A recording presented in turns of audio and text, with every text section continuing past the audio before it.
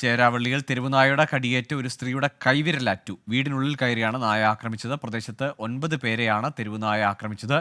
മനീഷ് മഹിപാൽ ചേരുന്നുണ്ട് വിവരങ്ങളുമായി. മനീഷ്, ഈ ആക്രമണത്തിന് ശേഷമെങ്കിലും തെരുവുനായയെ പിടികൂടാൻ അവിടെ എന്തെങ്കിലും നടപടിയുണ്ടോ?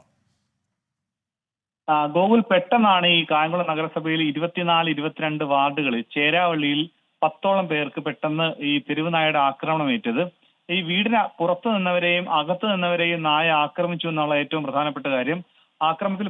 ഈ നായയുടെ ആക്രമണത്തിൽ പരിക്കേറ്റ 2 പേരെ ആലപ്പുഴ വണ്ടാനം മെഡിക്കൽ കോളേജിലും ബാക്കിയുള്ളവരെ കായംകുളം താലൂക്ക് ആശുപത്രിയിലും പ്രവേശിപ്പിച്ചിട്ടുണ്ട്. ചേരാവള്ളി കിഴക്കേടത്തിൽ നബീസ ഉമ്മയ്ക്കാണ് ഏറ്റവും ഗുരുതരമായി പരിക്കേറ്റുള്ളത്. ഒപ്പം തന്നെ കൊല്ലകത്തറ ചെല്ലമ്മ, ഇവർ 2 പേരെയാണ് മെഡിക്കൽ കോളേജിൽ പ്രവേശിപ്പിച്ചിട്ടുള്ളത്. നബീസ അമ്മയുടെ തള്ളവിരലാണ് കടിയേറ്റത്. വിരൽ പൂർണ്ണമായി നഷ്ടപ്പെട്ടു എന്ന കൂടി വിവരം കൂടി ലഭിച്ചിട്ടുണ്ട്. മറ്റ് ആളുകളെ താലൂക്ക് ആശുപത്രിക്കുള്ളിൽ പ്രവേശിപ്പിച്ചിട്ടുണ്ട്. ഗോകുൽ, ശരി. ചേരാവള്ളിയിൽ കായംകുളത്ത് തെരുവുനായയുടെ ആക്രമണത്തിൽ ഗുരുതര പരുക്കാണ് ഉണ്ടായിരിക്കുന്നത്.